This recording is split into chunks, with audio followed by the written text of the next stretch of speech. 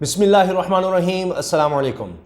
सवाबी जलसा बहुत बड़ा काम दिखा गया। एक तरफ सवाबी में इमरान खान जलसा कर रहे थे, दूसरी तरफ वज़ीर आज़म शहबाज शरीफ मुलाकातें कर रहे थे, भीख मांग रहे थे अपने इक़्तिदार की।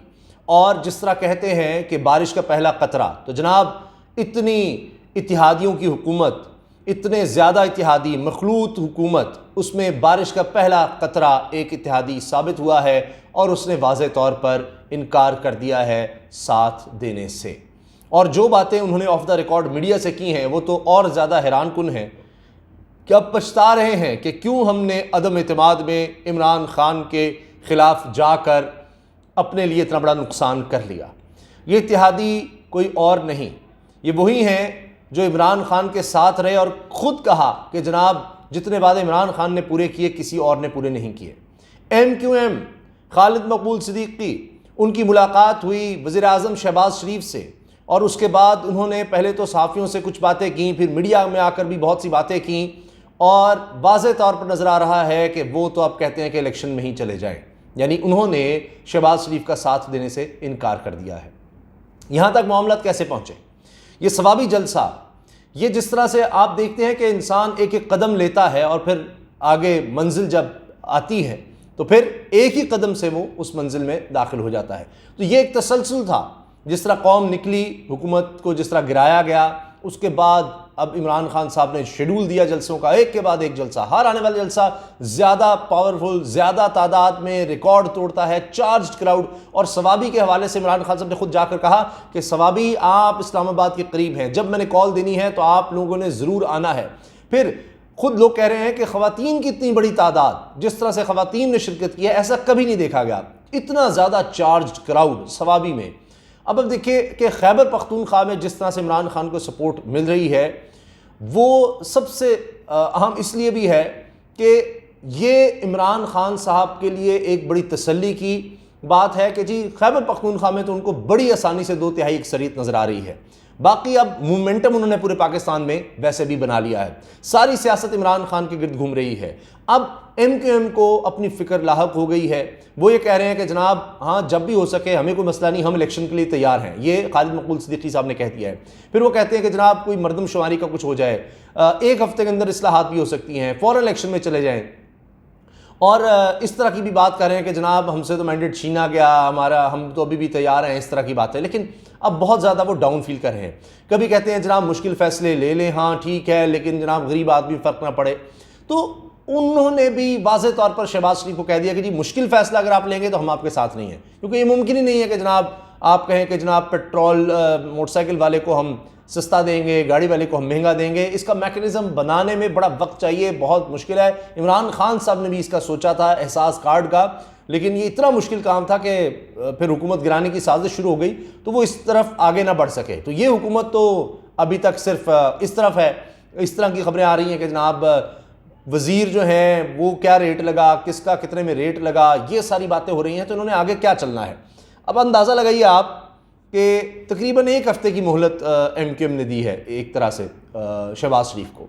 दूसरी तरफ दीगर लोगों से भी मिल रहे हैं, वहाँ से मुख्तलिफ बातें हो रही हैं।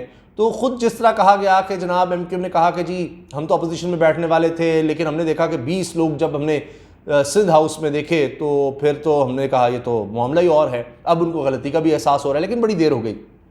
अच्छा, अब आप देखें कि इसके अलावा कुछ और अहम डेवलपमेंट्स ये हो रही हैं कि परवेज़ इलाही साहब का एक बयान आया है, वॉइस ऑफ अमेरिका में उन्होंने इंटरव्यू दिया कि हम पुल का किरदार अदा करने को तैयार हैं, इस्टेब्लिशमेंट के ख़िलाफ़ इमरान खान ना जाएँ, मुखालिफिन के ख़िलाफ़ रहें। तो वो भी देख रहे हैं कि जनाब इमरान खान साहब मुस्तक़बिल में सबसे मजबूत हैं, तो इदारों से ना ही बिगाड़े तो बेहतर है। तो परवेज़ इलाही साहब अब खुश हो रहे हैं कि हमने अच्छा फ़ैसला किया। ये एक ही रह गई लेकिन टूट भी गई काफ लीग, और वो खुद कह रहे हैं कि जी बहुत से लोग हमारे पास वापस आ जाएंगे। शेख रशीद साहब 31 मई का कह रहे हैं कि उससे पहले पहले फ़ैसले हो जाएंगे और चंद ही दिनों में अब सूरत हाल बिल्कुल साफ़ तौर से वाज़ेह हो जाएगी। इसके अलावा मैं देख रहा था कि पाकिस्तान पीपल्स पार्टी के करीबी सहाफ़ी ने तो यहाँ तक कहा है जी कि फौरी इलेक्शन नहीं हो सकते, और ख़ुद जरदारी साहब के हवाले से खबर आ रही है कि जी सिर्फ वो रह गए हैं शेख रशीद की बकौल, बाकी सारे तो जनाब हथियार डाल चुके हैं कि फौरी इलेक्शन ही हल है। और सिर्फ जरदारी साहब रह गए हैं। शहबाज शरीफ साहब तो ये बर्डन उठाने को तैयार नहीं हैं। ऊपर से नवाज़ शरीफ ये कह रहे हैं क्योंकि उन्होंने ख़ुद बनाने की सबको कोशिश की, सबको फ़र्दन फ़ोन किए, पहले भी किए थे। जब आपको याद है कि जरदारी साहब ने भागम भाग एक प्रेस कॉन्फ्रेंस कर डाली कि जी प्रीएम्प्ट कर लिया कि तो नवाज़ शरीफ तो फिर भाग रहा है, ये तो बुज़दिल आदमी है, ये तो खड़ा ही नहीं हो रहा और ये तो निकलना चाह रहा है। तो उन्होंने फ़ौरन प्रेस कॉन्फ्रेंस कर दी कि जी जब तक इस्लाहात नहीं हो जाती, जब तक यानी हमारे केसेस नहीं ख़त्म हो जाते, नैब का मामला, इलेक्शन का मामला, तब तक नहीं होना चाहिए, उसके बाद इलेक्शन हो। तो ये उन्होंने यानी इनकार करते हुए पब्लिक में ले आए ताकि नवाज़ शरीफ पर बर्डन आ जाए। फिर उसके बाद नवाज़ शरीफ ने फिर लंदन जब बुलाया सारी काबीना को, अपने कम से कम अहम तरीन लोगों को नून लीग के, उसके बाद फिर इनको फ़र्दन फ़ोन किए, लेकिन फिर बात नहीं बनी। फिर शहबाज शरीफ को टास्क दिया नवाज़ शरीफ ने कि इनको बुलाकर सबसे बात की जाए।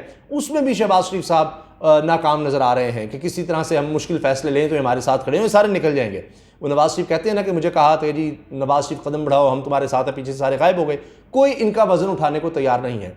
ये अब मुश्किल में फंस चुके हैं। अब मरीम साहबा खुद कह रही हैं कि ये तो हम तबाह बर्बाद हो गए, मज़ीद बर्बादी से बचने के लिए जल्दी इलेक्शन में चले जाएँ। और सवाबी का जलसा जिस तरह चार्ज नज़र आ रहा है वो वाकई नज़र आ रहा है ये कि लोग आएंगे, क्योंकि ये कहते क्या रहे, ये कहते ये रहे कि जी जिस तरह से वो था नवाज़ शरीफ का मुझे क्यों निकाला, उस किस्म का हाल होगा कि जी कोई भी लोग नहीं आएंगे, कोई इतने ज़्यादा लोग सामने नहीं आएंगे और शायद एक आधा कोई जलसा होगा और बात बस कहानी ख़त्म हो जाएगी नवाज़ शरीफ की तरह, मुझे क्यों निकाला रैली की तरह। लेकिन ऐसा नहीं हुआ। जोश बढ़ता चला जा रहा है, प्रेशर बढ़ता चला जा रहा है और उससे ये नज़र आ रहा है कि इस्लामाबाद में लोग आएंगे, इस्लामाबाद में लॉन्ग मार्च होगा और ये हुकूमत नहीं ठहर सकेगी। अब उसके लिए भी हो ये रहा है कि नवाज़ शरीफ साहब मिन्नत समाजत कर रहे हैं, जी इसको रोको इमरान खान को, हमें 2023 की गारंटी चाहिए, इस तरह की बातें कर रहे हैं। और अभी तक जरदारी साहब उस तरह से तैयार नहीं हो रहे।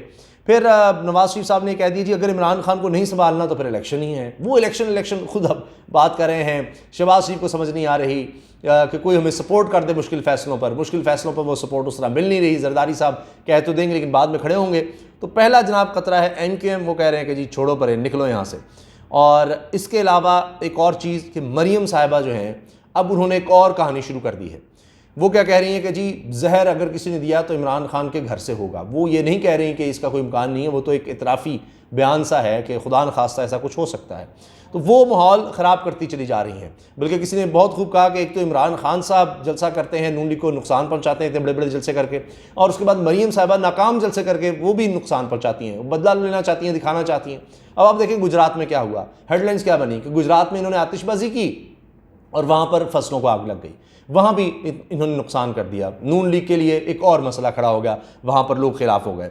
फिर आप देखें कि इमरान खान साहब जहाँ जाते हैं मुखालफिन के लिए तबाही होती है। फैसलाबाद का इससे पहले जलसा हुआ, अब वहाँ पर राना सनाउल्लाह यानी राना और राजा दोनों के लिए मुसीबत खड़ी हो गई है कि लोग इतने ज़्यादा चार्ज हो गए हैं। इमरान खान ने जिस तरह वहाँ कहा जी लोटे अब यहाँ से नहीं आने चाहिए, फैसलाबाद से इनको वोट नहीं मिलने चाहिए। अब राना सनाउल्लाह का वो हल्का वज़ीर दाखिला का उन्होंने सियालकोट में जो कुछ किया शायद इस वजह से किया कि भाई शायद फैसलाबाद में लोग डर जाए ना आए, लेकिन वो उससे ज़्यादा लोग आ गए। राजा रियाज साहब जो हैं उनके लिए मुसीबत पड़ गई कि वो तो समझे थे कि 1.5 साल ये भी हुकूमत मिलेगी, आगे भी बड़े मकबूल हो जाएंगे, इमरान खान को पूछेगा नहीं, वो उल्टा ही असर हो गया। अब वो तो एक और अलग मुसीबत में है। तो लिहाजा ऐसी मुसीबत में मज़ीद MQM नहीं आना चाहती, वो रास्ते खुले रखना चाहती है कि अगर इमरान खान को हो सकता है 2/3 अक्सरियत ना मिले तो फिर शायद वो हमारी तरफ देख लें।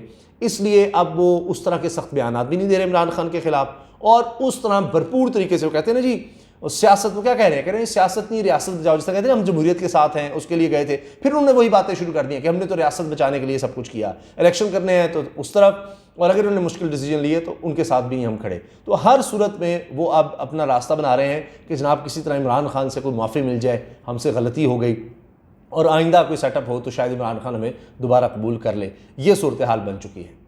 इजाज़त दीजिए, अल्लाह हाफ़िज़।